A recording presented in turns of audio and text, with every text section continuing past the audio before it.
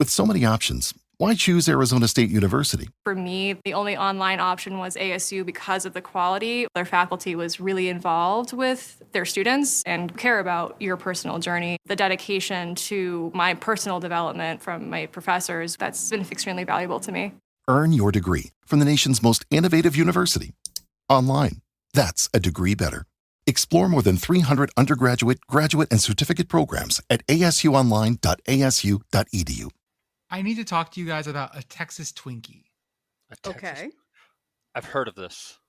I don't remember what it is, but I've heard of it.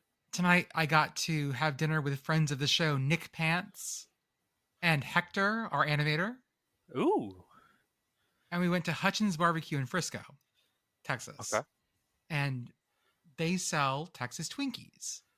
It is a jalapeno stuffed with cream cheese and brisket, wrapped in bacon and smoked. Would. Excellent. I'll take 6. They are incredibly good. And I have the meat sweats right now from all the barbecue I ate. And I have the smoke in my hair. And I'm so full that it's making me kind of nauseous because I can keep smelling barbecue. Hello, Beth. Hi. Is it working now? Yes. It is. Hooray. How Beth? are my levels? I'm in a totally different place. You're fine. You're good. You're fine. Maybe a little bit low, but not. It's fine. Okay. Beth, would you like a Texas Twinkie? I have never been more terrified than I am in this moment. It is not a thing that you would be horrified to search on Urban Dictionary, surprisingly. Okay. Well. Is that, I can't guarantee that. Never mind. is that, Urban Dictionary. There is Oh. I don't there is think at she has least any one safe allergies to it. definition. She wouldn't have any allergies to it. Yeah, no, this is Beth safe. Yeah, it's best safe. She'd eat it. I think It she'd eat it. is. It is. I eat most things. Yes. It is a You know what? Yes, I would. Yeah. jalapeno. It's a jalapeno stuffed with cream cheese and brisket wrapped in bacon and smoked. Okay, yeah, I would eat that. Yeah. Now, apparently, there's a better version where you smoke the cream cheese first. Oh, yeah. Ooh. Mhm. Smoked cream cheese is good. I had one of those tonight. I had lots of brisket. I had banana pudding, which is one of my favorite desserts. Oh, I love banana pudding. Right. It's one of the best things ever. And got to hang out with 2 legends, which is Yeah, always I great. saw Hector's plate, and he had an excessive amount of brisket on there. I will take I don't know that. if that was a sharing plate or if that was his individual plate. I would like some of the brisket, please. A lot of people think brisket's overrated, and that drives me crazy. They might say that because, like, good brisket is great, but there's a lot of mediocre brisket. Yes. There's very much mid brisket in the world, unfortunately. As a judge, like, it's the hardest one to do great. Why do you think that is, Andy? It's the one, like, out of the 4 meats that I judge, it's the one that takes the longest to do. It really depends on, like, you can just get a bad cow, like, it's just improper marbling, tough muscle fibers, like. Do you think that's disappointing to the cow? Because, like, the thing about it is that cows are somewhat symmetrical sorts of things. You know, if you can get multiple of most of the cuts, but it just has the one brisket. It's the only brisket it's ever going to grow. And if somebody's like, you know what, like, your whole life led up to building a decent brisket and you failed. You sucked at it. Bad cow. There's always this rumor of this one guy, like, when he goes brisket shopping, he only gets briskets from the left side because most cows are right hooved. So when they stand up, they put weight on the right one, so the left side's tenderer. That is. I don't know if there's any actual truth to that. I mean, also, like, what happens, you have no way of knowing, right? And so you may just end up with a left-handed cow. They're out there. Isn't that always the way? I didn't know cows had hoovedness. They were like left hooved or right hooved. That's weird. I mean, they have trouble writing with either, but Are cows cloven hooved? Yes. No, right? Yes, Yes. they are. Okay. The southpaw cow kicker. Just like. Okay, we remake Air Bud, but for a kicker cow. We remake the garbage picking, field goal kicking Philadelphia phenomenon, Air beef. but it's a cow.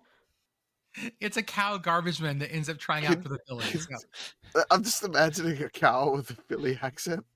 It's like, I'm done. I'm done already. The cow just moves, but everyone reacts to him like he can actually speak. But How would- and the moo is in the Philly accent. How would you like moo in a Philly accent? was like, I'm not even quite sure what a Philly accent is, so I couldn't even attempt it. That girl's face is so contorted right now. Yeah, What no, it- I'm what it- thinking. what I'm it- trying. I'm specifically thinking about how to moo in Delco, and I'm Would really you- not We sure. would I just was like, my Philly exposure is It's Always Sunny, and they don't really have an accent that I No, noticed. if you want a good idea of like sort of the accent we're talking about, watch Mayor of Easttown. Okay. They actually really they do a good job with the Delco accent in that show. don't they say the word John? Yes, they do. You'd be like John.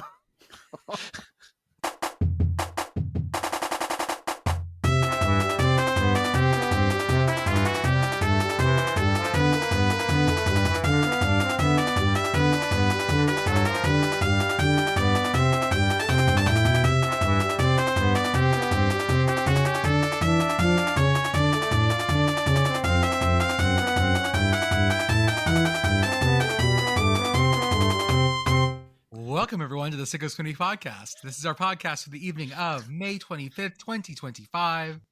As always, I am Jordan. With me tonight, I have Commish, Pitt Girl, the triumphant return of Beth, Hi. and Corn Correspondent Andy. Beth, how are you? I'm just thrilled to be here. I'm less thrilled given the text updates I'm getting from my friends about the Pacers game right now. Oh no! Are they collapsing? Did we scare them? It's possible. Oh, we looked at them too closely.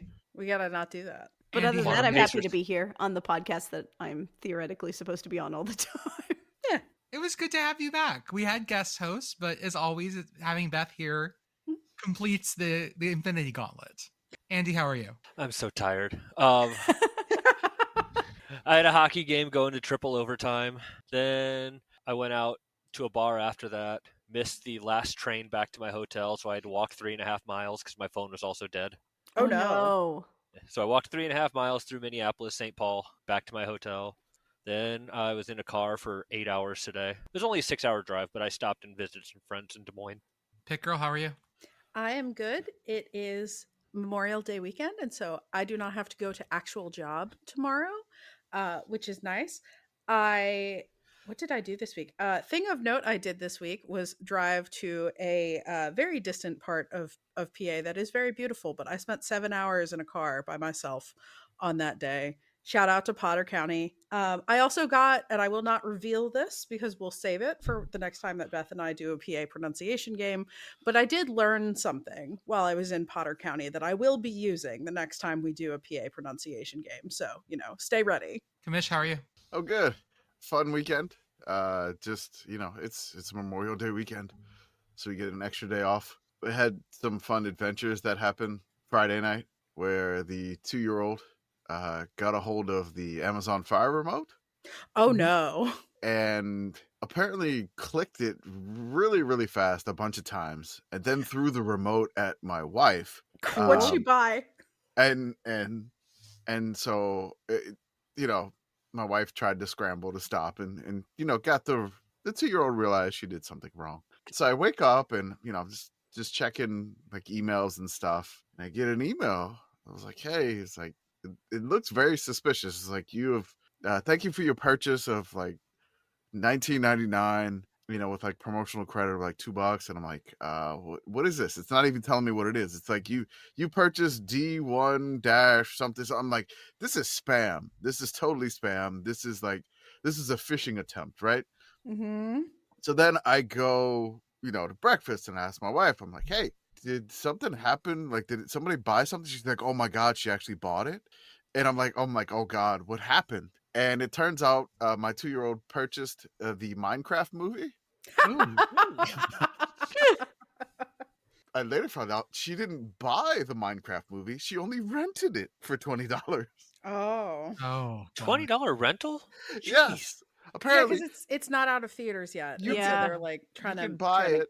Yeah. You can Okay. buy it for 25, right? You could buy it for 25, but the way the 2-year-old clicked, she rented it, and then once you watch it, you only got 48 hours. That's it. You got to Once teach like, her click financial stuff, literacy. You got to do this, and I'm just like, okay. So we watched the Minecraft movie, and my chicken 8-year-old, jockey. my 8-year-old loves it. I'm like, I needed to be on something for this.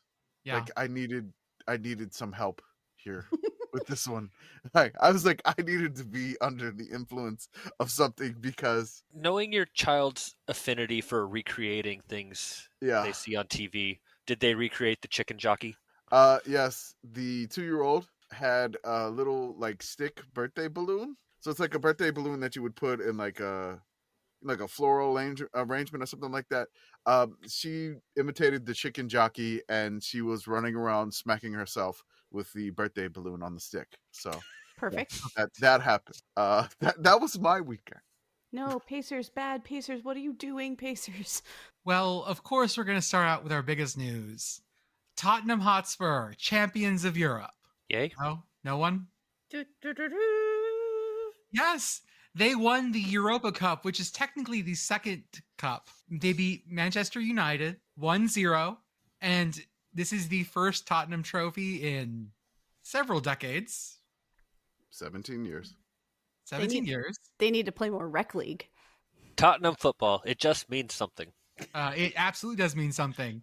And the best part was they had this giant party for this thing. And then today they tripped over their own asses and lost to Brighton 4-1. Yeah, well, they're on their victory tour. They're just taking it easy. Coasting. The combined team BAC must be just something ridiculous. That has to be the answer for this because they had lots of parties over this thing. And it's got to have been just an absolute mess. Commish, do you want to say anything about Tottenham being champions of Europe and how wonderful this is? I would just like to congratulate the Arsenal women for winning the Champions League.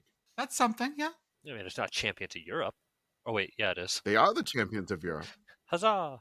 If you don't know, Do-do-do-do. listeners, there are 3 levels of European competition. There's Champions League, there's Europa League, That's and then what Tottenham there's won, the 64th best team in Europe, yeah.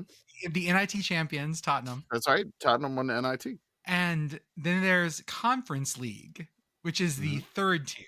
That is the Pitt Girl? CBI, yes. Yeah, no, this is all like every time I think about how conferences in college football are confusingly and uselessly named, then I remember that European soccer exists and specifically English soccer exists. And I remember that it could be so much worse. When are we going to get the English football crown? I mean, that's the FA Cup, right? Well, no, not exactly. No, would that be? I think that'd be on the level of the Carabao Cup, maybe. I just want to say that I am so happy They for used my to have boys. like something that was like They used to have something that was something. It was a dairy cup. I can't remember what it was called. A dairy cup? But it was for like League 1 and League 2. Yeah. Say But that's it was Wisconsin like football. There's all sorts of like different cups within English soccer that I don't know about. Yeah. Hey, join our Patreon so we can start our soccer thing and I can actually deep dive into all of this shit. I can start covering the 12th tier of English soccer like it needs to be covered. I won. So Spencer Hall tweeted the other day, it's like, get back to me when college football does the FA Cup. And I was like, can I get the entire bracket and break it down that way using Bill C's 762 team list? Yeah, I was and gonna break it down. I was gonna say take Bill C's thing. Yeah, I was gonna take Bill C's thing, but then I have to go so deep into English football. I don't think I'll ever get out. Now it kind of hit though, like I'm the gonna college try- football I'm version gonna- of the FA Cup. If I could do it, I'm gonna try. I'm gonna try to figure out how to do it, but I gotta figure out the bracket. The bracket is so confusing. Like I have to figure that out first. But that's gonna take. We still got some off season. We've got There's so something- much off season. It's Oh, still God, May. so We've got much. an abundance of off season. It's gonna be. Oh, it already is, man. It already is May. Yeah. I want to mention that there is one team who has won the Europa League 7 times. That means they have won the second tier championship 7 times. That's wild. Mm-hmm. It's not like you win the top every time. They're somehow managing to place into the 7th tier, the second tier, and win it 7 times. This is Sevilla out of They Spain. truly are. They truly are the best of the rest. And the only thing I can think of is that they always end up sort of in like the 4th or 5th spot in Spanish soccer, but they're very good. So they just keep winning this one contest over and over again. Because they don't get promoted. Yeah. Yeah, it's fucking Well, wild. Well, like Sevilla is like behind. If you think about soccer, which you don't know, but if you don't know it, it's fine. But you have Real Madrid, you have Barcelona. Mhm. Those are your top 2. You have Atletico Madrid. That's your top 3. So And they are then, the like- Penn State of Spanish soccer. No, because they actually win things. No, they are. I'm just gonna say that they are. They good are team. Penn State. They are a good team, but they're Again, just not. what has Penn State won not above 7 them. times? Oh. Now the Big Ten. Closing branch campuses. Ooh. Ooh. Whew. That is a niche joke that I don't get, but It was a If very you know, you mean know. joke. Okay, so let me. I'm looking at the NIT here. Like, see who's won the NIT the most. Vacated has won it 3 times. Ooh. Ooh. It looks like St. John's has won the NIT 5 times. That's close. Okay. But there's the borderline where the NIT was better than the. Penn State has actually won the NIT twice. Dayton has won it 3 times. I don't think I got a champion. Bradley's won it 3 times. I don't think St. John's. Yeah, Stanford 3 times. That's it. Yeah, that's the and vacated 3 times. So your Sevilla of college basketball is St. John's. Do you know how you know that UFA Conference League, the third one, is the best one? Because they take 2 teams from San Marino. That's how you know they're good. The fact that San Marino even has more than one soccer team is just delightful to me. I want it to be like San Marino Uptown and San Marino Downtown. The Campionato San Marisi del Calcio is 16 teams. That's so many. do they take any of those Vatican teams, like the Archivists versus the gift shop? No, they don't. That's the Clerical Cup. That's a whole different thing. The Archivist versus the gift shop. I just want to be real clear here. Watch out for the canon lawyers. The population of San Marino is 33,000. And they have 16 teams. I'm imagining that this is kind of like growing up in like you have to do your Swiss military service. Oh, you have to do your time in San Marino. Right. It's like you can't take a gap year. You graduate from high school and you have to go do your mandatory year of service. Okay. How many people are normally on a soccer team? Like, what's your roster number? 35. Okay. No, I don't think it's 35. No, Yeah, it's probably it's baseball-esque, like Okay. 25. So 25? 20 to 25. Okay. Yeah. I had ballparked it at 22. So we'll say 25 times 16 is 400. And there are 33,000 people in San Marino, you said? Ish, yeah. So we'll call it over. So 1 in every 82 and a half people in San Marino is on a San Marinese soccer team. Now, I will say most of them are Italians. Don't ruin this for me, Jordan. I'm sorry. I'm sorry. There are San Marinese players on each team, it looks like. I wanted to believe in a world where 1 in every 82 and a half people was a soccer player. Well, So, I mean, so like, you said San Marino's population is 33,000, right? Yeah. You know what stadium they could fit into NCAA football wise? I mean, most of them. Well, no, I mean like basically Like sell out? They would sell out. San Marino would sell out the stadium. Like basically, if the entire population of San Marino would go to the stadium, it would be a sellout. Is it a D1 FBS? It is D1 FBS. Is it ULM? No, No. close. I gotta No. go with Wake. Nope. Isn't that the smallest one? Wake is the smallest non-military, like non-service academy by enrollment, but I think their stadium is like Stadium Meh. could be bigger than that. in size. What is it? Wazoo, Oh. Oh, Martin Stadium. Uh, So Martin Stadium capacity is 32,952. get those So- San Marinese some Cougar Gold. That's right. Pitt Girl, I need to do some more math. Yeah. The Faroe Islands has a population of 55,000, Okay. and they have 50 soccer teams. So 50 times 25 is 1250 over 55. Oh, wait, hang on. 55,000. Bobby Dodd Stadium, Georgia Tech. Over 1250. 1 in 44 people on the Faroe Islands play soccer.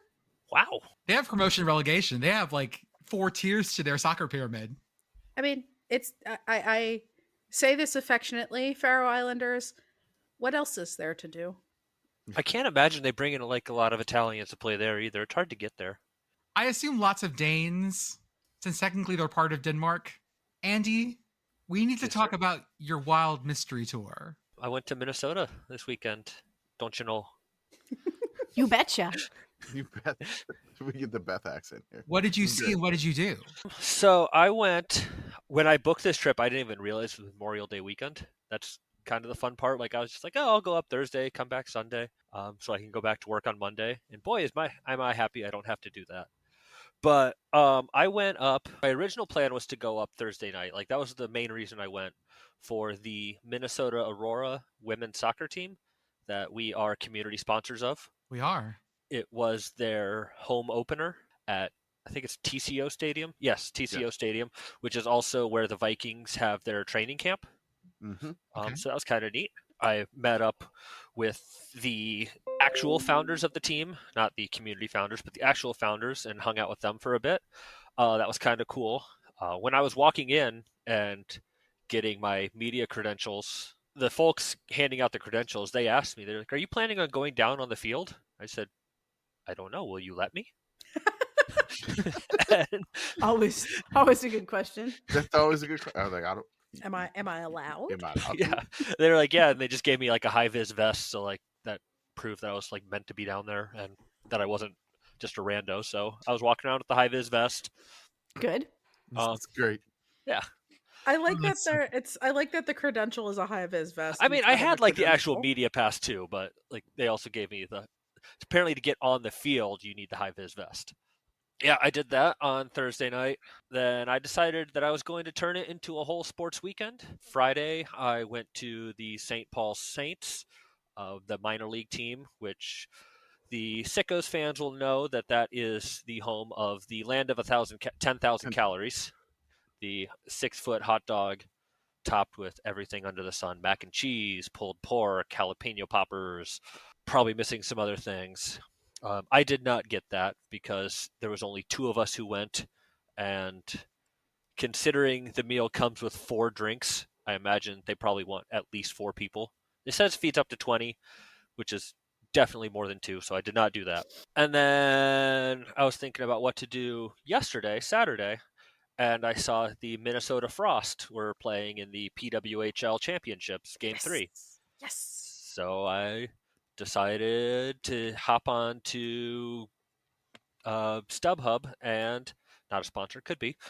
And Sure. I decided to buy a ticket, and I went to the Minnesota Frost game, which lasted for 3 overtimes.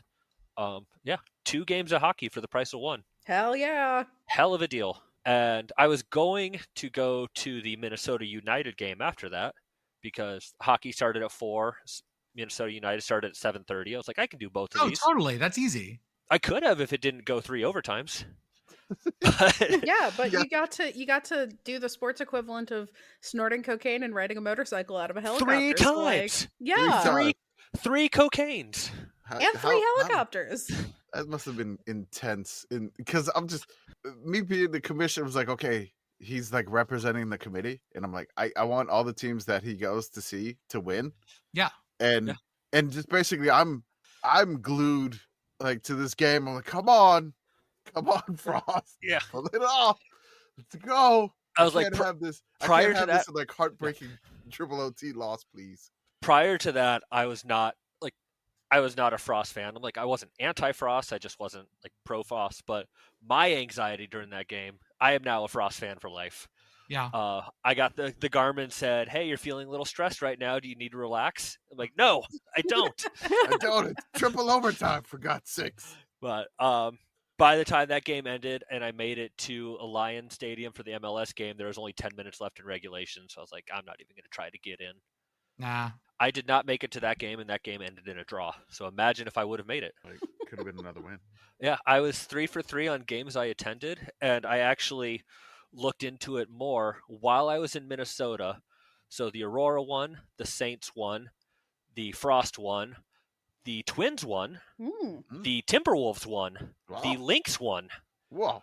and the Minnesota United ended in a draw. I left today. The Twins lost today. Oh. But I made it. The Aurora did win their road game today, though. Our community. The Aurora owned- didn't have a game. They had a did game. They had a road game today. Did they? Yep. 'Cause I thought their They next just game. won. RKC, Third Coast. Okay. They just won 4-1, so they're 2-0. Okay. For some reason, I thought that was tomorrow, but I guess okay. Linear And- time was a mistake. Yes. It was. You've been traveling. I made it back to Omaha today, and Nebraska won the Big Ten baseball championship. Yeah. So I am saying to our fans, if you want to win, pay me to come to your city. That's right. Pay us. I'm undefeated. Yeah. I mean, yeah, Thing. it worked when you went to the brawl too. Yeah, I went to Yeah. the Brawl, Pitt won. I went to the UNO popcorn game, UNO won. That's right. I went to Idaho State. They won. I went to Northern Arizona. They won. No. So We stick what I'm with Wolf hearing Battle. here is that everyone is good luck except for Jordan. I mean, SMU won when I was there. Yeah, but that's not the outcome we want on this podcast, Jordan. Sadly, I think it's just the home team wins. Yeah, okay. No, it's like it's home. I don't. Have we been where like the away team won? I mean, I was wearing West Virginia gear at the Brawl. This is true. Okay. Oh. Okay. So that Well, that my first made ever me- game that I saw, credentialed New Mexico State did lose that, they did. but then they won 6 straight to make after I left. So I don't know. Maybe it was just delayed. When I So. did go back to my alma mater this year for homecoming, they lost, but we're also just really bad at football, so we were going to lose regardless. Okay. Tulane lost when I went to the Military Bowl credentialed, and I was rooting for them. So That's right. So let me just do something here because you had the keys to the committee account for a little bit. Yes, sir. And you always have the keys to the account, but since you were traveling, you decided to do kind of like the travel posting on Blue Sky, Yes, sir. which had some interesting reactions. So just give me the rundown of the food that you ate on your trip to there while you're there and then on the way back. Essentially, just go right ahead. Okay, the very hungry corn commissioner or correspondent travels. Or the corn respondent. I don't even. That's weird to say the corn respondent. Yeah. the corn respondent. I kind of like that though. The corn respondent. So That'll go stay in our ahead. draft. Right ahead. Let's go. The very hungry corn correspondent. What he ate on his travels. Let's go. So it started Thursday. When you are road tripping through Iowa, one of the things you have to do is stop at Casey's for a slice or two of breakfast pizza. Mhm. So I went, and leaving Omaha, I stopped in Minden, Iowa at their Casey's. They have no pizza. They had no food because they are under a boil advisory. Oi. I then decided to stop in Avoca, Iowa. They are also under a boil advisory. So I was getting very hungry. You the very hungry corn correspondent try to stop for the breakfast pizza. Yes. I made it to Atlantic, Iowa. I got 2 slices of Casey's breakfast pizza. You look confused. No, I'm just a little bit stuck on notably landlocked Iowa having a town named Atlantic. Continue. I took an oceanography class in Iowa in undergrad. We have a Jersey Shore. I know we do, but it is No. at least on the banks of a river. Anyway, I grabbed a slice of bacon breakfast pizza and a slice of sausage breakfast pizza, and that held me over. That was my breakfast until I made it to Marshalltown, Iowa, and I stopped at a place called Taylor's Maid Rite, and I had a Maid Rite sandwich, which, for those who don't know what that is, it is a loose meat sandwich, or a sauceless sloppy Joe. That's god. Man. Look, this one, just being on the timeline with you after you posting this, we had people cussing us out for you posting this sandwich. The description of it makes me a little Like bit this- more upset than the picture of it did. Like this, somebody in the it's- replies just replied to the post, just said "fuck you." And that's when Commish was like, "We're going to shut down All comments." right, I'll shut down the replies. I'm done. Yeah. Like people are cussing us out from the It was- Maid Rite sandwich. It was a good mix. Up until that, it was a good mix of this is absolutely disgusting and Yeah. people being nostalgic for it. And then there was just like, oh God, no. Yeah. I was like, I'm done. So anyway, that held me over until I made it to the Aurora game. And then I had some concessions at the Aurora game. I had quesabirria tacos, which were absolutely delicious. My sweatshirt loved the excess consomme that dripped off my tacos. And then being the corn correspondent, they were grilling corn there. I had to get an ear of corn. Fast forward to the next day, standard hotel breakfast. Like I'm not going to, you know what Oh, a yeah, you hotel don't- breakfast is. Yeah. Yeah, whatever. It's free. I met up with friend of the show, Stella Garp, on Blue Sky, and we went out for Ethiopian. Ooh, went- yes. It was my first time doing Ethiopian. it was one that I've always wanted to do, but like I've heard from experts, like it's better to go with some people so you can get a bunch of things and share them for your Mhm. first time. Yes. So we did that. The place was called Bole. I think it's Bole. There was an accent on the E. I don't know if that's pronounced differently in Ethiopian, but I'm going to say it's Bole. Did you like the bread? Yes, the injera. Yes. Yeah. So Love good. injera. It's so good. Oh. Teff flour. Yeah, and it's Yeah. like sourdough, but it's kind of spongy. It's so Yeah. good. Oh. We got a mix of some beef, some chicken, and some lamb, and then a bunch of different veggie dishes too. The beef was my favorite, and then some lentil dish was also super amazing. But it was all good. Went to the Saints game after that with friend of the show and rugby correspondent Andrew McGuire. We went to the Saints game. Nice. Yeah. During the 7th inning stretch, the guys up in the press box, they were throwing down bags of peanuts. No Cracker Jack, but they were throwing peanuts. So other Andrew, he caught a bag of that, so he had that. I went and ventured and found a hot dog. I did not get the 6-foot-long hot dog. I settled for a 1-foot-long one that was topped with brisket, gravy, potatoes, green onion. Good Lord. Oh man. That's so much hot dog. That's a lot of things That's- on Oh, a but hot that's dog. all good things though. All good things. Good. Just many All things. delicious. Apparently, they have a meter-long dog at Target Field. Whew. Not, I stick with the metric or with the imperial system. Yeah, here. no, That's there's right. no fucking. We're not doing meters here. If Jesus wanted me to use the metric system, he would have had 10 disciples. See, I think we're looking at this the wrong way. I think that the advent of the meter-long hot dog is an important innovation because it lets us know how long a meter is. One hot dog. It's true. It's true. That is a good point. All So food might then be in the metric system now. Saturday, hotel breakfast again. Nothing special. Go to this place called Marty's Deli in Northeast Minneapolis, which has the number 37 best sandwich in Northeast Minneapolis and the number 1 notary. God, that's fantastic. That's so good. Apparently, Thursday morning, Marty's dad shows up and he'll notarize your documents for you Hell It's yeah. For free, I saw. for free. Hell Oh, yeah. We love it. I had a sandwich there called the Lefty. It was a chicken cutlet with garlic marinated broccoli rabe, and I don't speak Piedmontese, but it was like a bagna cauda aioli. Mm. Okay. I looked it up. I think it's like some kind of vegetable spread, but they made an aioli out of that on house-made focaccia.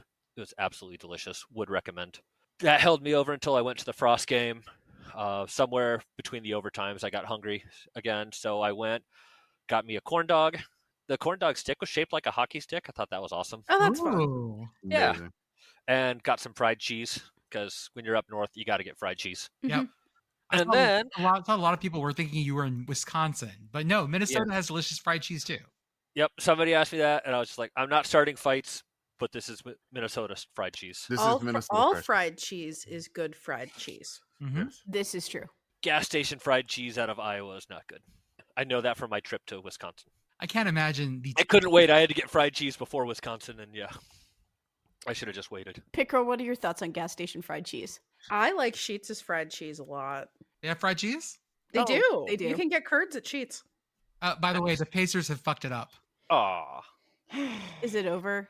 9 seconds left. They're down by 3. Oh, so it's not I have over. them down by 2 and not 3. Okay. I have 102 to 99. I have 102 to 100, but the I also ESPN have app 102, 100. The ESPN app has been a little dumb. Okay, maybe they're going to come back. I mean, there's a fair amount of fucked upness that is yet to happen. And then I was driving back today, stopped at another Casey's to get some breakfast pizza. I got a slice of pizza, and the little sticker on it said, like, enjoy by 11:11 a.m. When I was buying it, it was 11:08 a.m. So I was like, I still got 3 minutes to enjoy this. But the guy was like, that's close. I'm not even going to charge you for that. So Hell yeah. got free breakfast pizza. Ooh.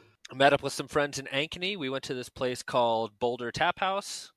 I don't know if it's a national chain, but it's at least an Iowa chain. Had a jalapeno popper cheeseburger there. And now I am back in Omaha. Taking That a is lot quite- of Tums. Quite the culinary journey. How you feeling, old man? How's the stomach feeling? Cast iron gut over here. Oh, good. Go. You're still young then. I'm still young. He is built different. Let's He be is clear built here. So any of the weird food challenges you ever see that come across on that is the Corn Correspondent. That is the one. He is the one that does these. You know, Everybody sometimes else is here for the sports. channel, I'm here for the scran. Mhm. we channel that sometimes. We have to get the things like the vending machine DiGiorno pizza, Mhm. or the weird foods that we only have access to. We channel that. I mean, also let's not forget that producer Arthur also will do the weird Arthur. food things and Arthur the will weird do the beverage weird things. food and drink things. Yes. I personally almost drove off the road during the full cast kitchen disasters episode because the cheese fountain story Oh, I forgot about that story. is Yeah. yes, the cheese fountain story is producer Arthur, and I knew about that before it made the full cast, and so I'm driving on the interstate and doing the Leonardo DiCaprio pointing meme. What, just incredible scenes. I want to just give a thank you to the Minnesota Aurora. I know we're a part of the community owners. They were gracious enough to let Andy go and be media for the game, which is amazing. Very accommodating, very nice. They follow us, and we follow them now. You met them in person. You gave stickers. I don't think you gave a sticker to Minnesota Senator Amy Klobuchar. Or I can't even say her name. I did not. I asked her if she wanted one. She never got back to me. She never replied. She was at the Frost game though. Okay. They But did a I shout out, appreciate put the it. camera on her. Yeah. And you got a kit too, right? I did get a kit, and after the game, they had autograph alley where you could get some of the player. You could get the players to sign them. I went. I didn't get all of the players to sign it. I did get some of them, and I got Rory the mascot. But then last night, the founder Andrea, she was at the Frost game. She was sitting 3 rows in front of me. We kind of talked there, and then we went to a bar called Black Heart of St. Paul. Amazing soccer bar, amazing gay bar. Highly recommend if you're in town. The owner of that, Wes, is also a founder of the Aurora, so super supportive. I met up with Wes and Andrea there too, and I was talking to her, and I just said, "Hey, I bought this kit at your game. I didn't get all of the players to sign it. If I bring back the kit here and leave it here, would you pick it up? Would you pick it up and like have the rest of the players, the athletes, sign it for me?" And she said, "Sure." So That's great. That's really this nice. morning I stopped by the bar again because they were watching soccer. Dropped it off, gave them a bunch more stickers. I was like, "Here's a bunch of stickers. You can pass them out to the team and the staff. Thank you." It's so Awesome. nice. That's Yeah. great. You're gonna frame that jersey, right? That's my plan. Perfect. So I even said on there, I was like, if they can sign the chest, because like I want to have this framed, like don't sign the back. We need to talk about racing. We Oh, do. yeah. And we need to talk about the WIENIE 500, which is actually the WIENIE 5. They did 2 laps, and Slaw Dog takes it in the home stretch. Now, there are haters out there like Roger Sherman, friend of the program. They're trying to convince us this was a setup, that this was fake. Yes. But you know what? I refuse to believe that because I need this in my life. So, I didn't watch it at all. Why are people saying that? if you watch it, it does seem like the weenie that was in the lead until Slaw Dog overtook them kind of stomped on the brakes towards the end. But yes, obnoxiously Pit Dad also shares this opinion. I sent him a link about the WIENIE 500, and his response was, quote, "It was terrible and scripted, just like professional wrestling." Ouch. The winners and the winning drivers were from Kennesaw State and Mizzou. So we're claiming this is a national title for them. Obviously. Yeah. I love how both of them are black and yellow. Yep. Yeah. Like it works out. And So is that technically a summer sport? Yeah, it's May. yeah, let's do that summer. It's a summer sausage sport. We need Okay. Summer sausage comes from Wisconsin. Commish, I have something to tell you that I haven't told you yet. Uh-oh. That Fox Sports social folks reached out to me. Who wanted to know if we wanted some of the commentators for the WIENIE 500 to talk to us. So I'm working on that. And here they are now. Hey, come on down. This is, I think, going to be an absolutely perfect thing for us. The commentary was great. There's so many puns. So many. Perfect. And sold seriously. That's the best part. Yeah. Yes, the fact that the commentators were able to say things like, please hold, I have to scroll down a little bit. Quote, no greater feeling than firing your weenies across the yard of bricks, and quote, those weenies are massive, with a straight face on national television. What about the lady that just screamed, like, "Weenie, start your engines"? Her name is Granny Smith, and Granny we will Smith. respect her for putting her whole chest into weenies, start your engines. Can we get that in here, Jordan? I just linked the video again. I wish I were an Oscar Mayer. They actually sang that. Mhm. They sang that as the national anthem, which was Perfect. great. If you bet the under on that time, you got it because they only did Oh. one. Here we go. Weenie, start your engines! Oh, yes, do it again. I was like, do Sure. it again. Weenie, start your engines! It's got to She be on the put her soundboard. whole ass into that. She understood the assignment. We are blessed indeed. Knicks win. Yeah, I saw. I'm sad. Womp womp. This was so much fun. What more could you want about from basically a commercial for Oscar Mayer hot dogs than this? Nothing. This was perfect. It was I great. do want to note, per Elizabeth Blackstock on Blue Sky, there were more women driving in the Weenie 500 than in all other top racing circuits combined. So, as I said on Blue Sky, pleasant surprise to find out that the Oscar Mayer Wiener 500 is not a sausage fest. This is where equality in racing sports comes from. Mhm. We're going to start here. And of It is course, where we truly would like to be.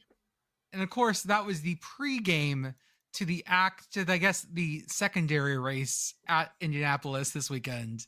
Something called the Indy 500. I'm not sure what this is. Yeah, I guess that's a thing. You have to watch The Last Crusade way too many times. Pitt Girl, you were having some big feelings about this.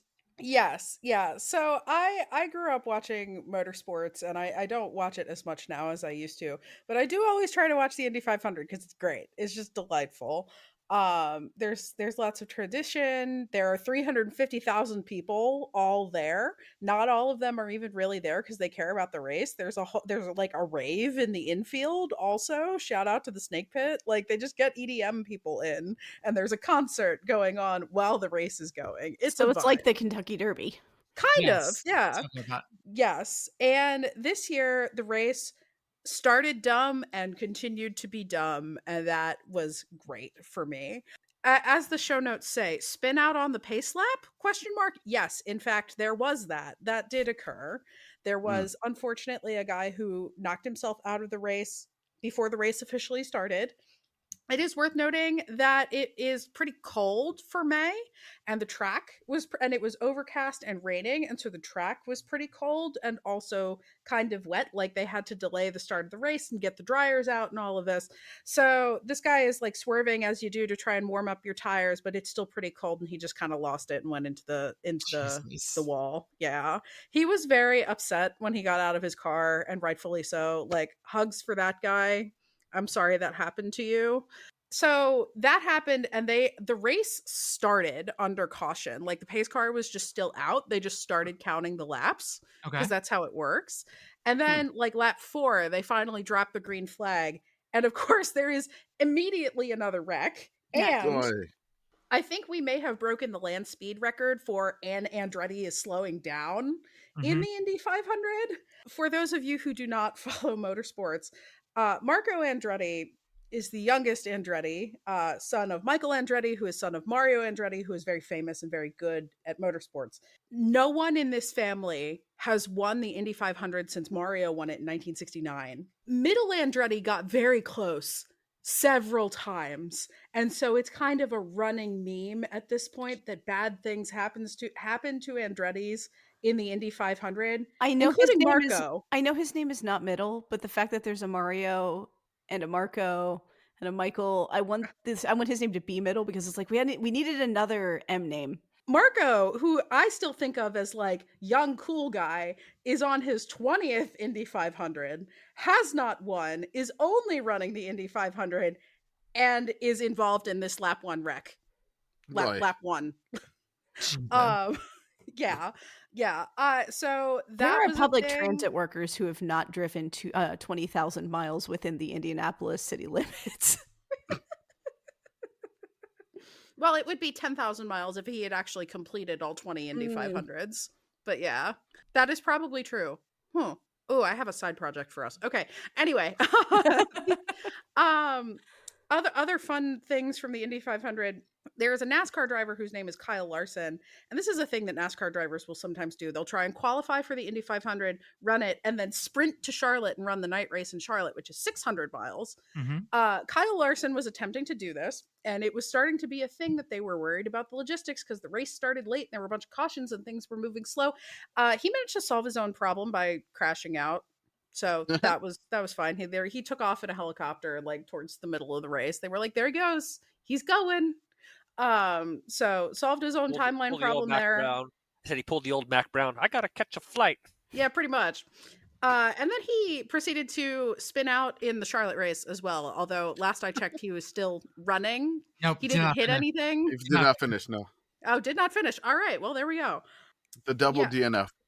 There were several other oh no disaster type incidents during the Indy 500, which you definitely usually don't see as many of these. We had a guy crash into a tire barrier that was full of rainwater and just have the like water just go everywhere when he hit it.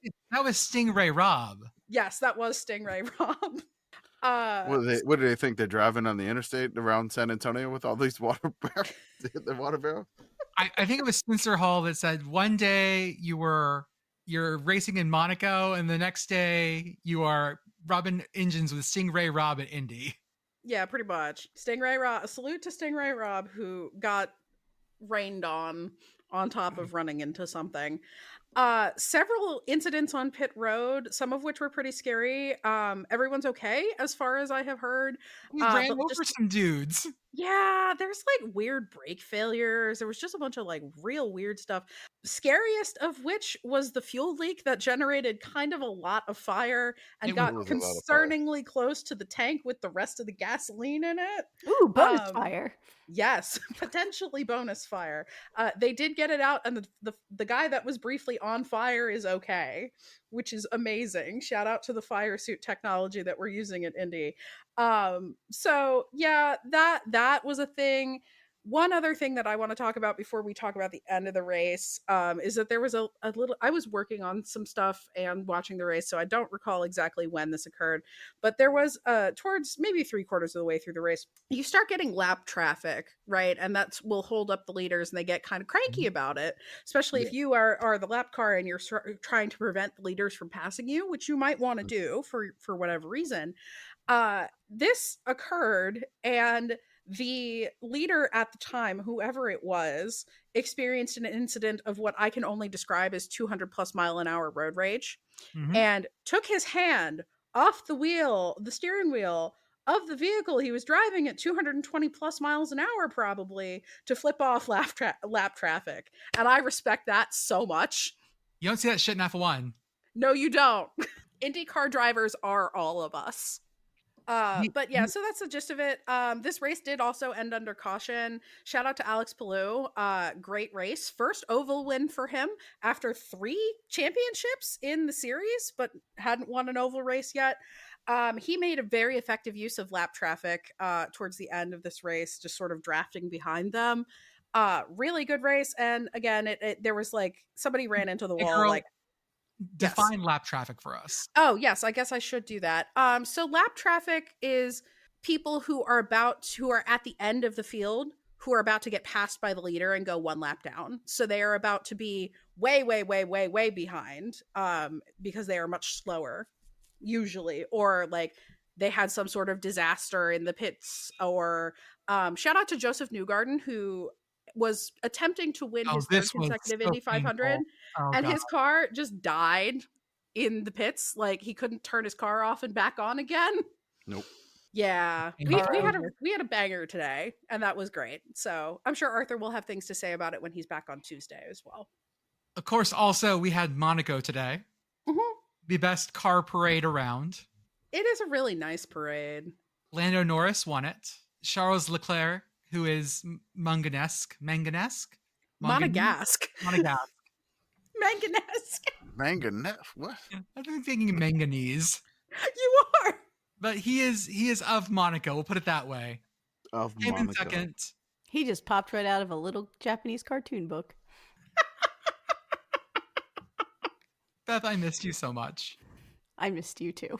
People complain about Monaco because there's really no passing, but you know what? It's a parade and it's beautiful, and who the fuck cares? People don't get mad at Pasadena. Why are you getting mad at Monaco? Yeah, man. Nobody getting mad at the Mardi Gras parade. There ain't no floats passing each other. Yeah, that's rude. Make it a lot more fun. Can we make the Monaco cars out of flowers next year? Ooh. Oh, I will say that I looked up traffic in Monaco for today. It was rough getting around. you need a boat or a jet ski. I don't know, man. Monaco is just so much fun. I just have a blast with that race because it's such a weird one compared to everything else, and it's old, and I don't care. It Like, is very college football in that it's like old and weird, and like the outcome is frequently not all that interesting, but it's still like a thing. Like, this is our thing. This is the thing that we love. It's the Rose Bowl of F1. There you go. Yeah, I think Spencer Irrelevant, Spencer but Hall said weirdly it today, fun. too. I think Spencer Hall said it today. He's like, if you're bored watching Monaco, just sit there and try to find the coolest pool. They're grilling meats on the back of boats. They're doing lots of things on the back of boats. That too, yes. We'll do our ad read now.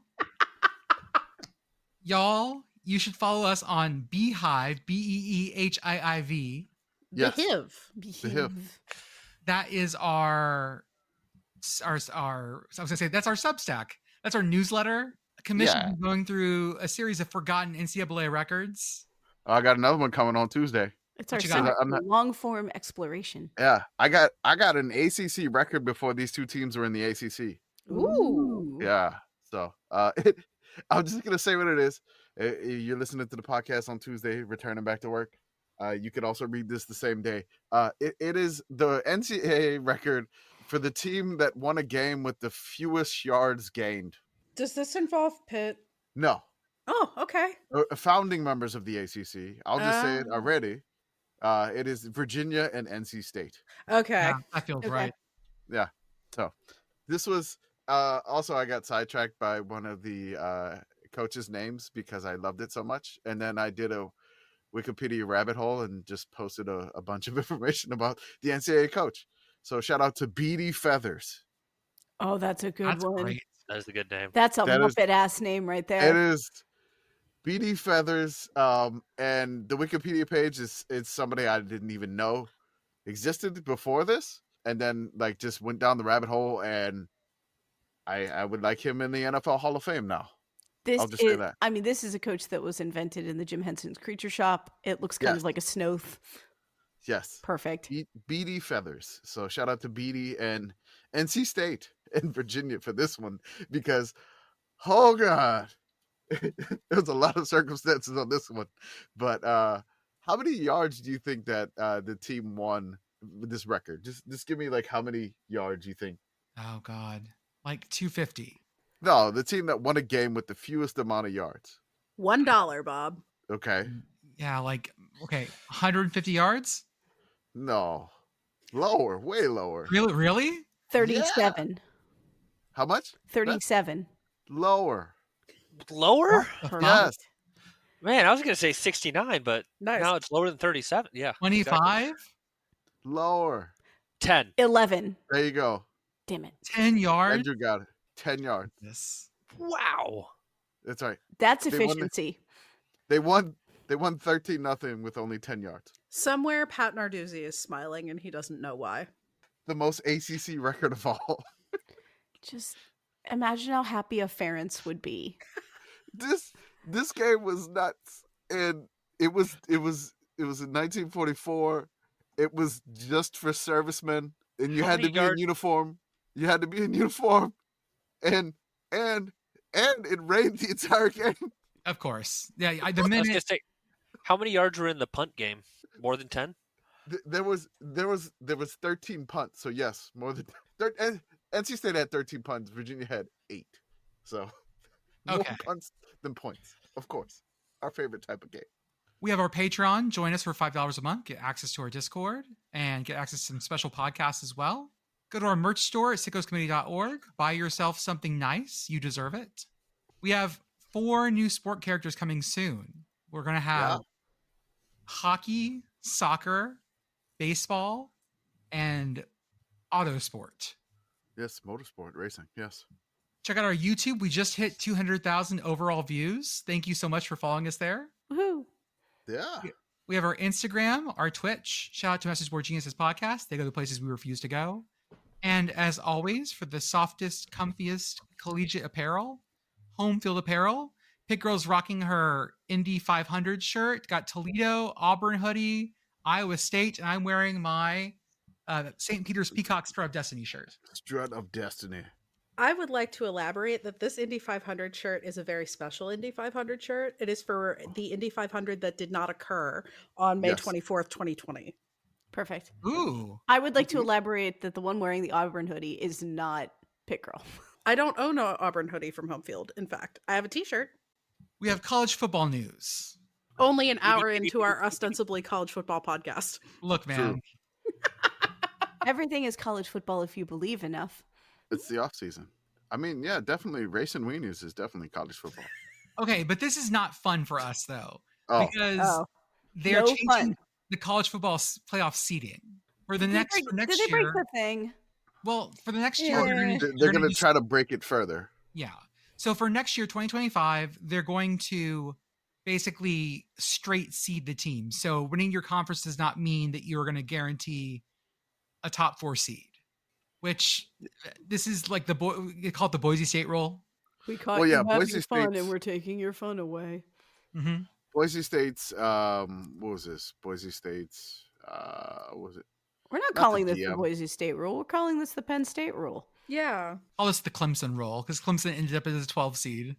So Boise State athletic director, basically says to basically made a plea, like a joke or something. It's like, just call it the Boise State rule after you change the format to straight seeding. So basically, it was just like a social media post, and they're like, Boise State's AD Jeremiah Dickey says, just call it the Boise State rule. And I mean, they're just going to straight seeding. The one thing that I would like to see is that if you win a conference game, I wish you would still get a home game if you're not a top 8 seed, no matter where you are in that bracket thing. Yeah. Mm-hmm. Because in the straight seeding last year, it would have been Boise State, the 9 seed. Indiana would have been the 8 seed. But since Boise State won the conference, that would have made Indiana travel. That would have Boise. been fun. That'd be kind of fun. But again, like somebody wins the ACC and it's Clemson, and what would have happened is Clemson was the 12 seed, and guess who would have to go to Clemson to play? Texas.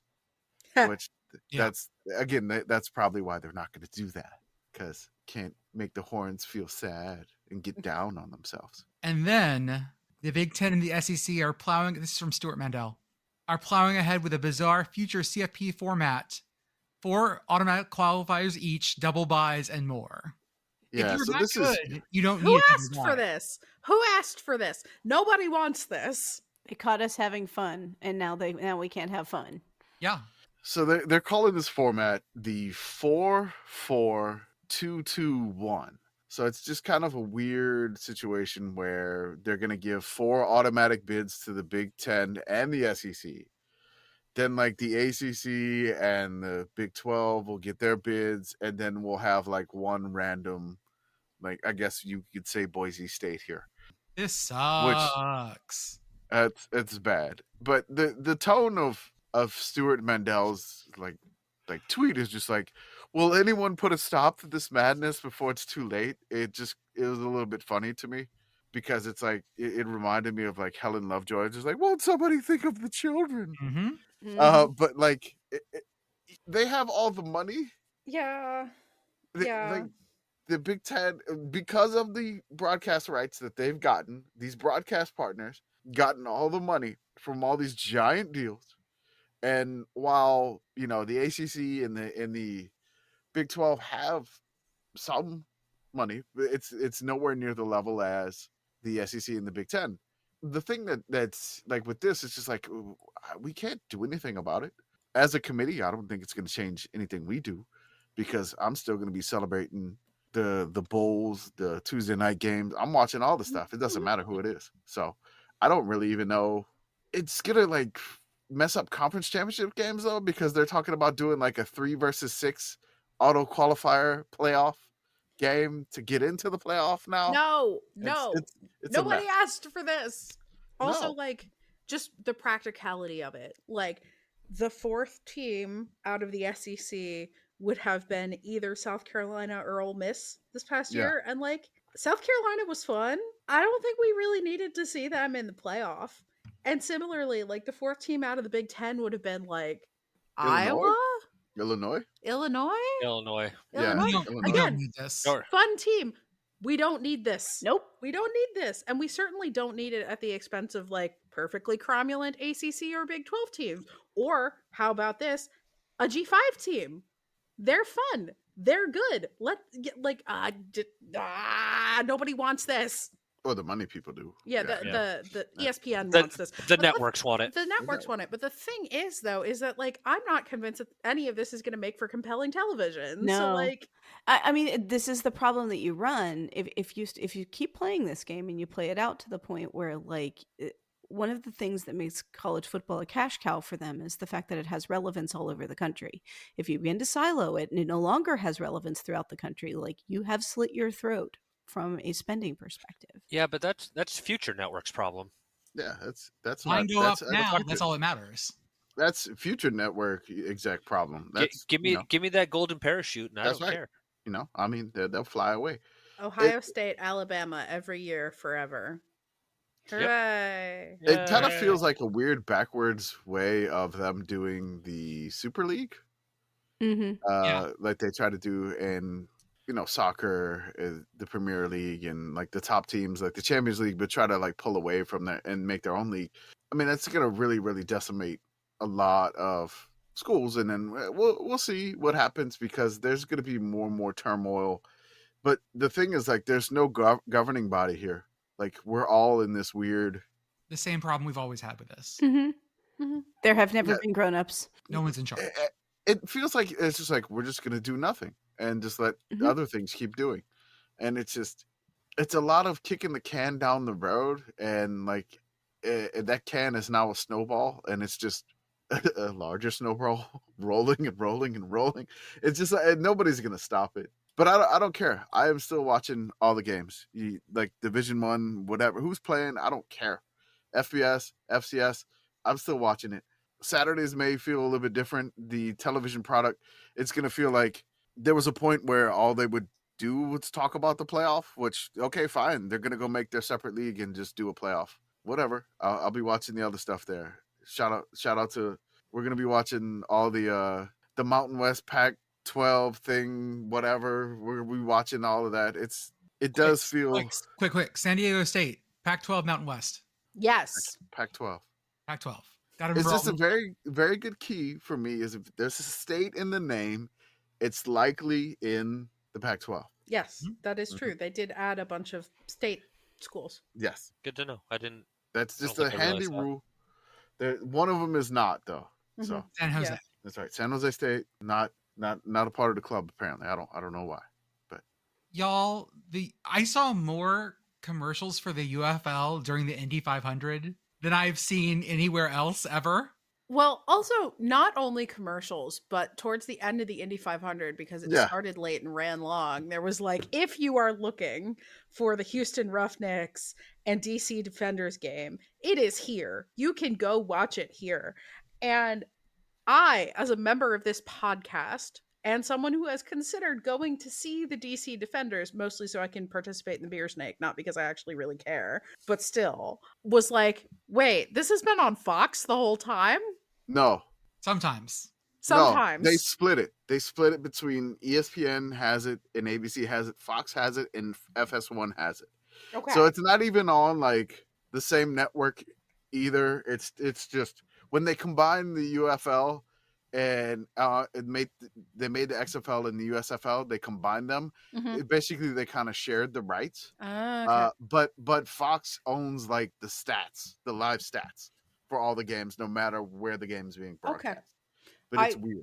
This is all news to me. I am a person who still pays for cable, but I pay for cable pretty much exclusively for football season. And so like the last time I had turned the TV on and looked at the cable was the Kentucky Derby. Like I just but now I know. Today's DC Defenders and Houston Roughnecks game at one point the score was 9-5. What a way to make a living. We're going to call this dollying. Miss Parton, if you're nasty. I need you guys to guess how they got to 5. I know. I saw one of them. There's like only one good way to get to 5. Not in the UFL. Oh. Because instead of point after kicks, you have an option of a 1, 2, or 3 point conversion. And so on the 2-point conversion, the ball was run back to the opposite end zone after an interception, which gives the other team 2 points. Yeah, I saw that one. Okay. And then the field goal. Yes. Okay. That's how you get 9-5. Houston ends up winning this game like 24-9. But here's the thing: the playoffs in the UFL have been locked in for at least 2 weeks now, and they still have another week of games. Like all the seeding is locked. The final score was actually 24-21, by the way. Oh, okay. DC came back then. Okay. Yeah, DC's 6-3. Everybody, like the entire league, has already been settled on both sides of the league, with like 3 weeks to go. It's just like it's not been good. I mean, that's the worst thing you could have in a spring league is basically your playoffs set 3 weeks before the playoffs start. Yeah, the playoffs were set last week, and then like they still have week 10, and then the playoffs were set after week 8, I think. Yeah, so they had to play really week early. 9 and 10. Week 9 and 10, basically meaningless games. And then, they already have like the locations of the championships because one of the championships can't host, so the other team has to host it. Who can't? I forgot which team it was. I think Birmingham is hosting Michigan because Michigan couldn't host for some odd reason. I know the Battlehawks are hosting DC, and then they have the UFL Bowl or whatever it's called, the championship. But I think Birmingham is hosting the Michigan Panthers because the Ford Field didn't have. I believe that's what occurred. Also, apparently, the XFL championship game was going to be held in St. Louis no matter what, due to a conflict at Audi Field. That's what it was. Because there's like every event always happening at Audi Field has like everything. But it was also Michigan too. Both of them actually had to be hosted at one place or the other. And the XFL championship game will be at the Dome at America Center in St. Louis. Does this league make it another year? I mean, I am under the impression that the Defenders still usually get a pretty good crowd. I don't know. The Defenders and St. Louis are the two big draws. Okay. Yeah. St. Louis brings in like 30,000 people a week. So the Memphis Showboats, they are the lowest. They play in the Liberty Bowl. Give me an estimate on how many people you thought was at their last game. I saw. Okay, I'm just saying. $1, Bob? No, you need a guess here. There's no prices right here. Give me a guess. 5,000? 450. It was like 2,044, which is not good. And the team that would always get the most support was the San Antonio Brahmas. The only problem is that Wade Phillips had to take a leave of absence. They are 1-8, and their attendance, I think, last game was around 7,000. Also, yeah, this is, I don't know, man. I know it's more about TV money than anything else in this league, and as long as they're on ABC, still someone's watching. Yeah, they will be out here being the football guys' speeds on. And that's fine. That's a perfectly good niche to be in. We have some NCAA news. The men's lacrosse title game will be Cornell versus Maryland. Woohoo! I don't know. And this is in Foxborough. Is it? Yes. Lacrosse correspondent, my cool cousin, invited me to go, but I could not make it to Foxborough this year. So, breaking news: Pitt Girl too cool to go to the thing. No, Pitt Girl just doesn't have time to drive to Boston. Maryland, I don't know if they've determined if Kermit the Frog will be there to support them on this one. Maybe. It did give the commencement speech, which apparently people got mad about. Hey, We'll get mad about everything. he sang the Rainbow Connection too. Oh, Woke perfect. bullshit. Okay. NCAA women's lacrosse, North Carolina wins. They are 22-0, undefeated champions. It's all right. Wow. Someone said Go it was ACC. University Go National ACC. Champions. And then we have some college baseball news. Yeah, I gotta. So college baseball World Series is coming. Corn Correspondent is ready for Rocco's shortly in Omaha. I'm gonna miss the first few days of it. but- Okay. Got to get you some Jello shots here and hand out some stickers to anybody that makes it there. So the conference tourneys have actually just finished. They were ongoing all this weekend. Some news: we had Western Kentucky. They won the Conference USA for the first time with a walk-off. I really enjoy the bevel of the Big Red baseball. He looks Big Red. delightful. Love him. Amazing. Also, like the Big Red on like the giant hat, the ridiculously large hats that we love so much. Oh, they put one on one of the large hats? Yes. Ooh, that's great. Yeah, that's a good one. We might need to get your kiddo one of those. Yeah. Man, it's going to be a really large hat. I want to give a shout out to USC Upstate, the Spartans. They won the Big South for the first time ever. They're going to the NCAA tournament for the first time ever. Shout out to the UC Upstate Spartans. If any of you are UC Upstate Spartans that listen to this podcast, they only have like 800 something students there. Really? Ooh, It is a tiny school. it's teal. UC Upstate. I think the school's enrollment is it's in Spartanburg, South Carolina. Spartanburg. I think it's very small enrollment. I'm sorry. It's like 5,000. Sorry. Okay. But Aw. athletes, I think I was trying to remember, it was something about their basketball team. Like their arena only holds like 800 or something. You do have one of the smaller basketball. USC Upstate Spartans, varsity teams, baseball, basketball. The Yeah, GB Hodge Center. Yeah, that's what it is. 18 people. Yes, that's what I got. Yeah, the 878 seat multi-purpose arena in Spartanburg, South Carolina. Oh, it's a tiny guy. Yeah, I think that's why I remembered it was Is the tiny. smallest arena in Division I's men's basketball. Yes, the GB Hodge Center. It's delightful. Like you just look at it, it's just like a little building. Like there's Oh, it's so cute. it's My high school gym was bigger than this. yeah, man. So yeah, shout out to USC Upstate. I apologize for confusing your enrollment with the capacity of your basketball stadium. Shout out to Northeastern CAA champs. That 5,000-mile road trip to Hawaii paid off. Hooray! The Hawaii baseball tour. Watching them play. Does So the they did Hawaii that. rule apply for baseball? We were saying it was the Sickos Committee spring game, staying up for the Hawaii test. So I want to say that there was some other thing about the Atlantic Sun that was happening. There was some weird Atlantic Sun drama and weather. So Stetson and Florida Gulf Coast were in a 4-hour rain and lightning delay, and Florida Gulf Coast led the game 6-5 in the 7th inning, trying to force a winner-take-all game. So they have to win this, and they would have to win another game to do that. Now, what happened is, due to the inclement weather, the Atlantic Sun posted a message just a few moments while we were in the podcast. It says, despite tremendous efforts, we were unable to complete the 2025 Atlantic Sun Conference Baseball Tournament due to inclement weather. Florida Gulf Coast University has been declared the winner of today's first championship game. And with Florida Gulf Coast and Stetson having a 1-1 record versus each other, both Florida Gulf Coast and Stetson will be recognized as the ASUN co-tournament champions. Ooh. Per ASUN policy, Stetson will be awarded their 2025 automatic qualifier. Boo. Be better So- at rock, paper, scissors, I guess. I mean, there's no coin toss here. So Stetson gets in with this one in a weird weather manner. From our friends at 11.7, they indicated that it would have been really hard for Florida Gulf Coast to win another one. So they felt Stetson would have won it, but you would have liked Florida Gulf Coast to at least get the chance. Yeah. I would say.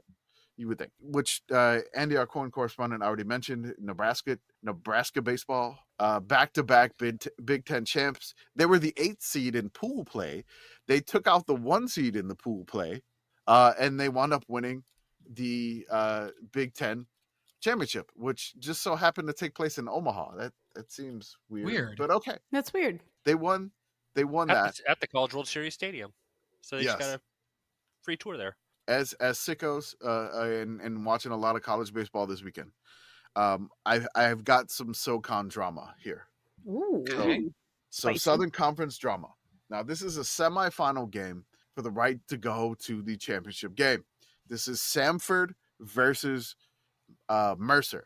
So let me see. Did I put the link? If you want to go ahead and Got click that video, click the video. So a batter for Samford hits a home run, and then just watch what happens after this here. That one's ripped to straightaway center. Brown will watch it go.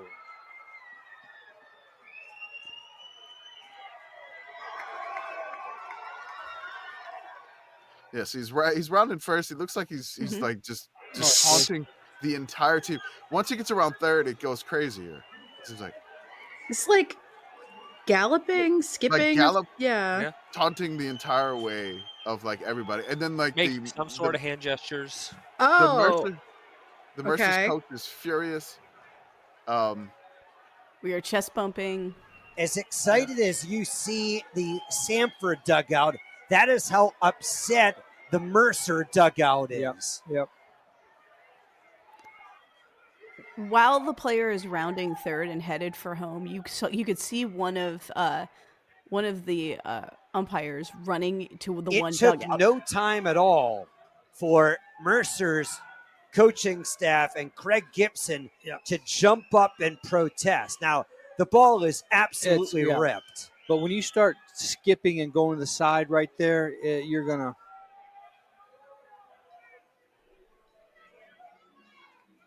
Yes, right when he starts, that's where he's skipping at him. He's like yelling at the shortstop as he's crossing. He's yelling at. He's like just Yeah, he's yelling at the dugout. He's gesturing at the dugout.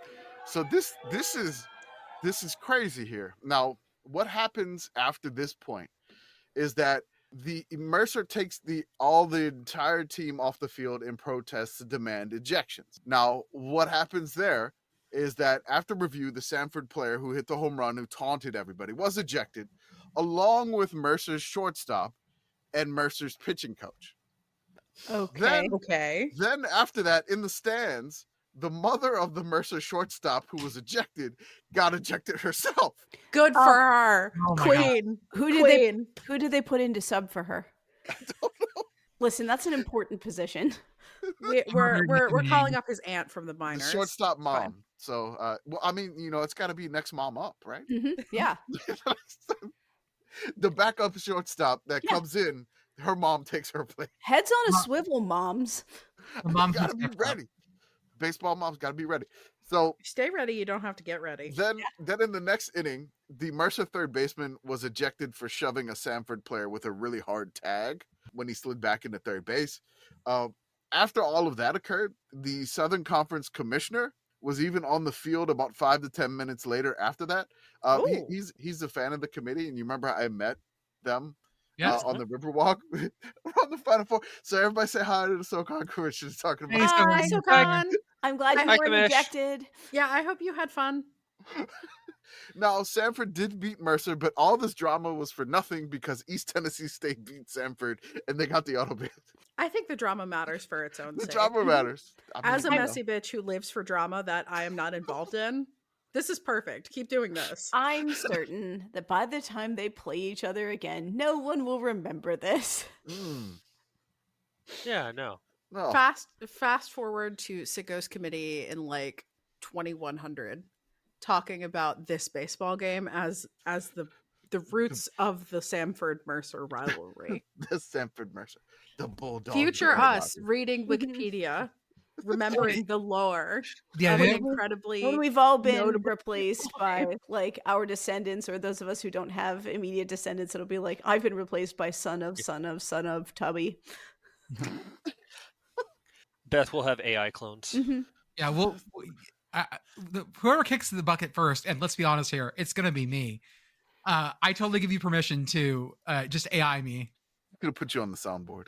Oh man. Just yeah. push the button. Push the A button, Jordan This is a the Jordan Jordan AI button. pun thread. We're putting you on ice like Ava Perone. I'm picturing Jordan like Nixon's head in Futurama. Mhm. Yeah, that'd be good. Just operate you like a puppet. Just Oh, preserve me like they did Lennon and just put me on the podcast. I think I got a text from the SoCon like assistant commish. A statement from Comrade Jordan. I think I just got a text from the SoCon assistant commish. Oh, he loved our Space Ghost reference. Who posted Okay. that? I don't even know. It wasn't But- me. Wasn't me? Not I. But so St. but I Mary's, guess we are coast to coast. St. Mary's won their tournament, and then they played 23 innings of baseball in like a really short time period. Oh God. And then they went swimming in the pool. Reasonable. Like they just went straight to the pool. It's a vibe. You gotta cool off after that. Yeah, They played 23 innings of baseball in one day, Oh. Yeah. and that's too they much. won the conference tournament, and they went to go swim. I think that's reasonable. 23 innings of baseball is too many baseball. Yeah, That's too much. That's a lot of baseball. But they did. I hope That's that's almost 3 baseball. I was gonna say I hope that's 2 games and not like just that many extra innings. I mean, even 2 games is still 2 18, games. and so there's extra innings in there 18. somewhere. Yeah, that's 5. Yeah.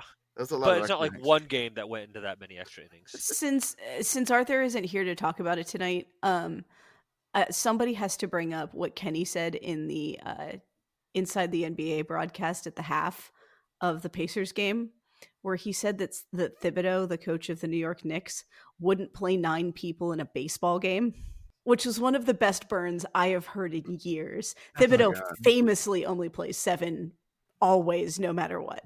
Oh, that's a beautiful. Amazing. It was so good. You've just got one outfielder. You're playing baseball with 7. You've just got one guy. Put in 2 more. No. We do have our regional. Derek Rose is on the side going, do you see what I had to deal with? We have our regional hosts set. There are 8 SEC host cities, 2 Sunbelt host cities, and 0 Big 12 host cities. I saw a map on Blue Sky of regional hosts overlaid with a map of the United States during the Civil War. Yep. Was that right at CFB? I think so. Yeah. And there are 1, 2, 3 of these 3. that are not in the former Confederacy Corvallis, Eugene, and UCLA. and UCLA. Yeah. There you go. I just put it in there. So that's I think this says more about where the weather is pleasant to play baseball during the collegiate baseball season than it says anything else. But it is also kind of funny. It's like, is there a convention for like picking the host? Is it based on like team records, or is it just we chose these cities? It's supposed to be based on a bunch of like records and like how good they are ranking wise, and then there's like strength of schedule and stuff like that. Okay. Coastal, But it is performance based and not just Yeah, random. Coastal Yeah, no, it's not Carolina. vibes only. Okay. If it Coastal was Carolina, vibes only, they would put it all up in Williamsport anyway. Hell yeah! Coastal Carolina had won like 18 straight games, and Southern Miss had won 18 straight games, and they met each other in the Sun Belt final. Coastal won it, but they both wound up being hosts for that. So it's weird to see like 2 Sun Belt schools, like TCU and Arizona, they kind of mad that they're not hosting, which understandable. It's fine. But whoever did do the Space Ghost tweet, so I'll give a shout out to that. Let me see if I can play that here real quick. What y'all doing? Oh, you learned to talk like that. Hattiesburg. What were you doing in Hattiesburg? Taking it. That's a wild ass pull. Yeah, I don't know who did it. I'm That, gonna say that Joey. was friend of the show, Spencer Hall's Twitter bio for a really long time. Yeah, for a while. Yeah, Mhm. it was Kicking kicking it in Hattiesburg. Some softball World Series updates. Oregon vanquished. Just like they did in that one bowl game. Oh, also Look in the at NCAA tourney. Hooray! Yeah, Oregon's got their number. that's right. Puddles puts out the flames. Mm-hmm. So we have Oregon, Oklahoma, Texas Tech in the softball finals for the first time ever. Yep. UCLA, Ole Miss, Tennessee, and Florida. I'm Yeah. picturing a softball team made up of a bunch of Flow Riders. Mm-hmm. Flows Rider? Flows Rider. Close rider. Representing San Marino again. Welcome to our house. Everything comes back to San Marino. It does. All roads lead to San Marino. Do you know who announced San Marino's points at Eurovision? Was it Flow Rider? No, it was Zinheat who sang Adrenalina with Flow Rida. Oh, okay. Oh, okay. Yeah. Yeah. It I- all goes back. I should have known that. We're gonna get you to watch it next year. I definitely should have known that. Hey, if you don't know, You're gonna strap Commish down like in Clockwork Orange. Mhm. yep, It's force like Keeping his Eurovision. eyes open. With the eye things. Yep. Yep, just force watching him. Totally. Commish, there was a moment, not to do Eurovision for the third week in a row. Jesus There was Christ. a moment at the end It's the first week in a row for me. That's No, true. where they had a music battle between Baby Lasagna and Karaya. As one does. I remember the name Baby Lasagna. Baby but that's Lasagna was about it. singing his song Rim Tim Doggy Dim, Mhm. and Sure. Karaya was singing his song Cha Cha Cha, and then Ah, they yes. did a debut of their combined song called Eurodab.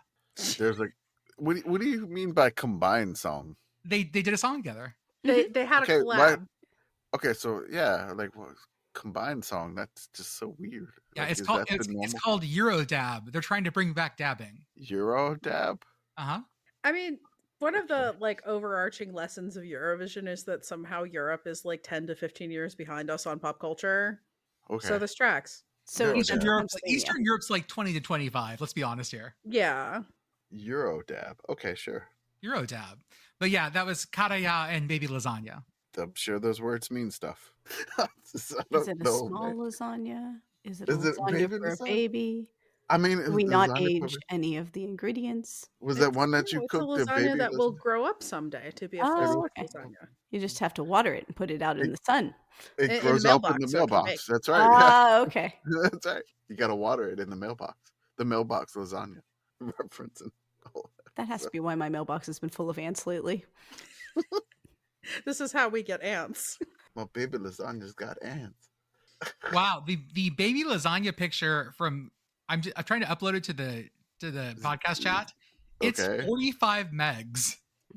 No, we don't need that much detail. I want to see how detailed this Baby Lasagna picture is. Hold up, it's still uploading. It's going to be break like our AOL in distance. 1995. I have to go to school and come back and maybe Mhm. it'll be up. This one picture is bigger than like 20 floppy disks. Come on, almost there. Almost there. This- Come wait on. for it. Wait for it. Oh no, it's hung. There he is. There's Baby Lasagna. This is an extremely detailed picture of baby lasagna. That's so much lace. It's oh my It's all that God. lace. That's why it's lace in 4K takes up a lot of Yeah, megabytes. that's a lot of pixels. And then there's Karaya. Oh yeah, I vaguely remember this guy. Yeah, weird shoulder pads. Yes. Okay. Are you sure this isn't a Good Omens / fic? Beth, I missed you. I missed you too. And here's a shot of them together. Wait for it. Yeah, we Yeah, gotta wait wait for it another to load. year for Wait this for picture it. to load. This Actually- is really good audio. Yeah. Hey, you know what? Actually, mail it to you from Hungary. Ooh, I like the puffy coat. Boy, are we dabbing. We are Yeah. See dabbing what- extremely hard. That reminds me of This is a Years puffy ago, coat they were- suit. they Why were didn't we ever adv- get Mac Brown one of these? Good You got to God, put the Mac quilting. Brown in this now. They are about to fuse into the weirdest Dragon Ball Z character. Okay. Are we just gonna keep posting from this video? I mean, this is what we're doing. Look, they're almost gonna kiss. Okay. Commish, which outfit would you prefer to be wearing? The very shiny blue thing or the very puffy green thing? The green thing looks like something from the Minecraft movie. Yeah, but you're under stage lights and the blue thing looks big hot. Like the green thing, it things like to doesn't. take a nap. The green It's a thing sleeping looks like bag. it's more like my duvet and maybe it might breathe a little bit. That blue thing, that looks like a raincoat. Now And the green thing has no body to it. I think Andy's right though, and that the green thing would be excellent for napping. I think Kataya the had blue- his appendix out at some point. It seems that way. Oh yeah. The blue thing is Eddie Murphy raw, but with frills. Yeah. I have never seen someone decide to have rubber pantaloons before, and I don't quite know what to do with this. Mhm. Plus the 80s puffy coat. That has to be a Anyways. very noisy outfit. I can't decide Oh, if the it swishes or swoosh. squeaks. The It swish. might squeak. Ooh. So yeah, they This sing thing their might song sound like Eurovision 8 out rubber this week. duckies in a dryer. Commish, we're gonna get you into Eurovision, I promise. I think we've really sold him on it today. I think so I think too. he's completely disassociated. Let's dive back into sport. How about Sunderland making the Premier League? They beat Yeah. Sheffield United in the most expensive or the most valuable game of the year, the promotion playoffs, because for the second tier of English football, the top 2 teams go automatically, and the next 4 teams play a playoff to see who goes. And Sunderland beat Sheffield United. They will be in the Premier League next year. It's the most valuable game of the year. It is. So it's estimated as 200 million euros, or is it pounds? I'm sorry. Could you convert that to dong, please? Oh, well, I mean, Yes. that's like so many different. Apparently, the Sunderland is owned by Kirill Louis Dreyfus What? Perfect. of the French Louis Dreyfus family. Julia Louis Dreyfus is his paternal second cousin twice removed. Oh, Okay. she's full on aristocracy. Yes. So that means, let's see here. Okay. 200 million 200 million British pounds to dong Mhm. is 100 million 7 billion? No. 70 billion. 70 billion. I do I have the commas in the wrong place? You do. I do. Okay. Math is hard. No, you're right. You're actually correct. I'm gonna say you're correct. Yeah, it's 7,955,700 Vietnamese dongs for promotion. It's a lot of dong. There's a lot of dong. So the Right. teams going up are Leeds United, Burnley, and Sunderland. Yes. And the teams coming down are Leicester Southampton. City, Southampton, and Ipswich Town. And Tottenham, who finished 1 spot above relegation, is going to the Champions League next year. Yeah, you had a bit of a cushion, which was nice. And Tottenham, who did not die. Who did not die? They got close. I mean, they were 13 points above relegation. That's way too close. Way I mean, too we close. already discussed they were champions, so they should go to the Champions League. That's, I mean, correct. Technically. They're gonna get their shit kicked in so hard. So hard. Maybe this will be the time. This will not Commish, be the time. Commish, you had a dream? Yeah, I had a weird dream. Something that entered my subconscious is that Matt Brown of Extra Points wrote something for. He was kind of concerned about the Bahamas Bowl happening this year, due to, I mean, many different political climate issues. Among another issue that the stadium is being renovated. Mm. So there's 2 things for the Bahamas Bowl. And the dream that I had last night, thank you, ZZ Quill, Melatonin Gummy, after watching the Minecraft movie too. So this was kind of weird. But I had a dream the Bahamas Bowl couldn't happen this year. But I was able to successfully lobby the bowl season folks to give San Antonio another bowl game. Ooh. Everything was great. I was able to get Rico's Nachos to sponsor. Yes. And so it was the Nacho Bowl, and it was in the Alamo Dome. We do need more food bowls. We do need more food bowls. We had a Nacho mascot. We had all of this stuff. It was great. Everything was going great until the Nacho cannon malfunctioned. Everything changed when the Nacho Nation attacked. The idea of a Nacho cannon in the dream, people would, just put up a thing and you would shoot an order of nachos at them. I don't know how this worked, but yeah, apparently it just kept going off. Nobody got injured or anything like that, but it made for great viral TV. So just uncontrollable nacho distribution. Yes, just a lot of nachos flying everywhere in the Alamo Dome, even to the roof. I see nothing wrong with this. Okay. During my sabbatical to write my thesis over the past couple of weeks, I've given significant thought to a bowl game that I think, we need to make happen.